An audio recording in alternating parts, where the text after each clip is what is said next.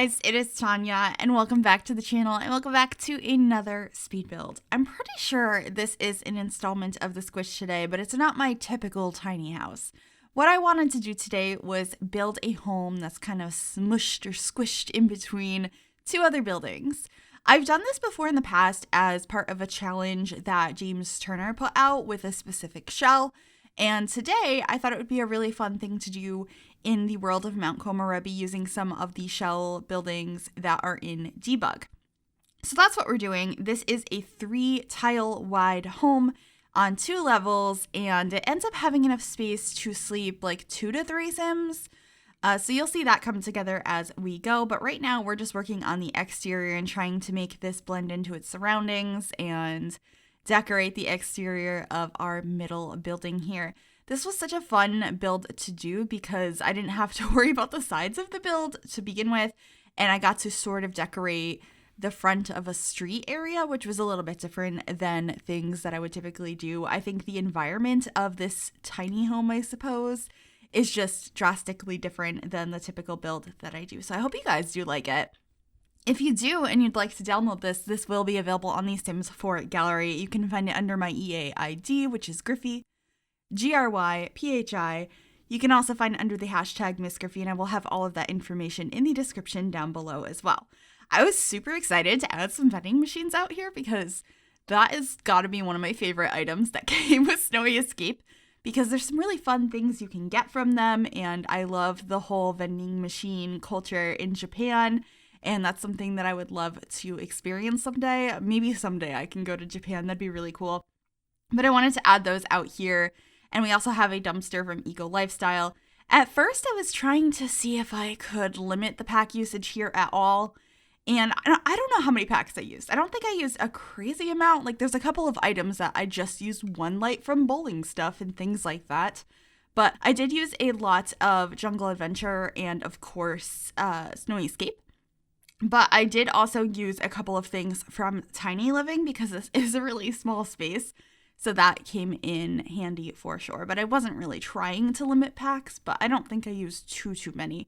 Or if I did, a lot of it is like a single use item. Like I mentioned the bowling light because I know for a fact that I used one light from bowling stuff. So if you don't have bowling stuff, that's not going to prevent you from downloading this build. It's just going to replace one light in the whole build. So anyway, when you first walk in, the kitchen is straight ahead in this little hallway space. I think it came out really cute. I ended up using the counters from Jungle Adventure. I am going to be changing the swatch here momentarily, though, to a yellow swatch, which was really exciting. I had so much fun with the colors in this space. And also, this ends up having only 1 bedroom, but space for 2 to 3 Sims and 2 bathrooms.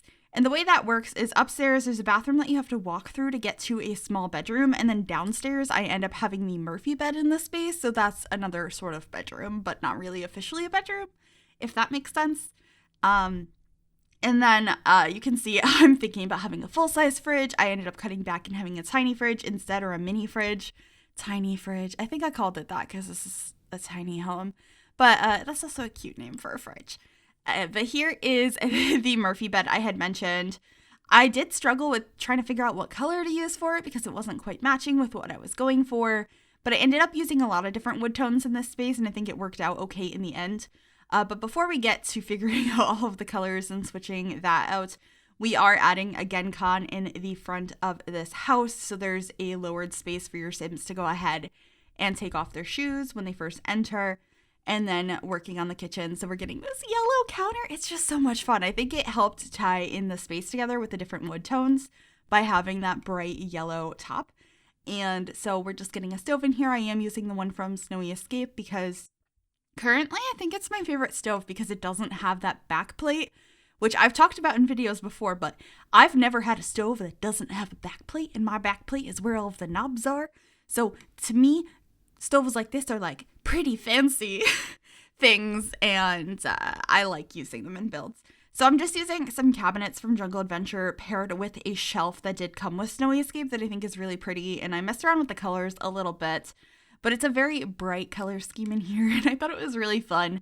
I wanted to introduce some color but not have it be too overwhelming, so hopefully I achieved that with the very yellow kitchen. You guys can let me know how I did. But also, when you first walk in, I am using a one-tile desk over here. So that way there is a desk space and, a place to use a computer. You could probably also sit and eat here if you wanted to. I didn't make any like formal dining space at all in here. So you can sit at the desk. You can sit on the Murphy bed, or you could go upstairs and sit on a bed. You could eat on the toilet. Like, you have options. But you don't have a dining table option. So apologies for that. But I do have this giant mirror from Jungle Adventure, which is so pretty. I've been saying this forever, but I really want another like giant mirror that leans against the wall like this. A full-length mirror, but maybe something in a bit of a simpler design. I mean, this one's not too out there, but it is obviously a very specific style. But it's stunning, and I have to use it every time I possibly can. And now we're just decorating the shelves in the kitchens. This house only has one kitchen. That'd be very impressive, a multi-kitchen tiny house. Anyway, it has some like plates and teas and things like that up here. I was trying to figure out what I wanted to put up here in the kitchen space. I do get a Yama-chan thing in here, which is really cute. I wanted like some of it to be kitchen clutter and some of it just to be cute clutter, and then just getting a beautiful tapestry over here as well as a cork board. This cork board goes in like every build at this point. I just think it's a fun, realistic-esque thing to put in your builds. So I quite enjoyed that. And then I was just painting, would it be called painting? Selecting a siding for the platform that is right in the front of the house, and then working on this bathroom. Both bathrooms have a sink, a shower, and a toilet. So you can shower in both bathrooms, but they're both very small. This one's like my typical tiny house 3x1 bathroom. You're probably not going to want to have a dog or a toddler in this home, but I did add a food bowl. So there's a food bowl here if you decide to figure out having a dog here or a toddler, or if you want to add a kitty litter box and have a cat. I don't know why I'm so bad at putting items for pets. Like, I'll put one thing, but I won't finish it. Also, did I ever take that plant off the floor that's clipping through that chair? Clipping through the Murphy bed there? Because I don't remember getting rid of it at all. But, that might still... Oh, no, I got rid of it. There we go. I was about to say, I don't remember getting rid of it. And I was thinking about that earlier. I was like, oh, I grabbed the item. I wanted to put it somewhere because it's a really pretty plant that came with Eco Lifestyle. But I didn't think I put it anywhere. But this is like the lounge room space. It's very small. It has just enough space for the Murphy bed to open up.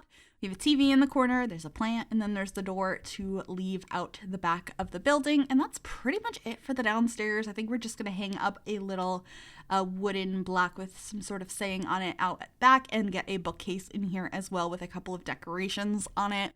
I really like the tiny living set, how the bookcases snap to the Murphy bed. I think that's kind of cool. Oh, and I put one of the plants in that bookshelf that was actually in the kitchen as well, so I swapped out that plant because I didn't want to have duplicates. And then getting some books, I'm pretty sure, in the bottom of the bookcase before we head on upstairs. But I also lined the stairs with this wall decoration that is from Snowy Escape that I've put absolutely everywhere in this build. I feel like it added a little bit of texture and, I don't know, personality maybe to this space. It's hard to decorate really long walls that you can't have windows on because there's a building on either side. So those definitely helped fill up some of the space and make it somewhat more interesting, because I feel like if this wasn't squished between two buildings, a lot of these empty walls I might have had windows on at some point to break up the plain wall. But since I couldn't do that, I mean, I could, but like you'd just be looking at a wall and it'd be kind of pointless. I wanted to cover the walls with something. But upstairs, you can see I'm working on the bathroom, or not the bathroom, the bedroom. I was about to say you have to walk through the bathroom to get to the bedroom. But I think it's better that way than somebody having to walk through your bedroom to get to the bathroom. And there's another bathroom downstairs. And this was just the best way for me to lay out the upstairs space to include another bathroom and not just have wasted space up here. So I'm okay with it. I know it's a little bit of a funky layout and it might be kind of strange, but I thought it was pretty cool. I also was able to fit a vanity in here, which is kind of exciting. This came with Vintage Glamour. I think that's kind of an underrated stuff pack, but I do like it quite a bit. Because we did get vanities. The items in it I think are really pretty, and it also added butlers to the game, which is a fun NPC to have. And just added some clutter to that. We have some makeup, like a little light and a flower. Also getting a dresser in here and some tree decals. And then we're moving on into the bathroom. It has pretty much the same appliances as downstairs. Although I think we have a different sink in here. What sink did I put downstairs? I don't remember what sink is in the downstairs bathroom, but I'm pretty sure it's not this Parenthood one. But just squishing this all into a space so that way your sim can still get in here, walk through to the bedroom, and still also access the shower. And I put some succulents in the shower space as well. I like to imagine those are like air plants, and I think that they thrive in showers. So that's why I did that. And then I thought about putting a meditation space out here, but instead I grabbed a yoga mat, and I think that worked out pretty nicely in the end. Also adding an easel outside, so you have a couple of different skill building items on this lot. And then I think we're just adding a couple last decorations outside to finish up some landscaping and get a trash can and all of that fun stuff. But that's pretty much it for this video. I hope you guys did enjoy it. If you did, make sure you give this video a big thumbs up. That really does help me out. You can also subscribe to the channel if you have not already, and if you click that bell, it'll turn on notifications so you'll be notified of every single time I upload a new video. Thank you guys so very much for watching. Enjoy the screenshots, and I will see you all next time. Bye, everybody.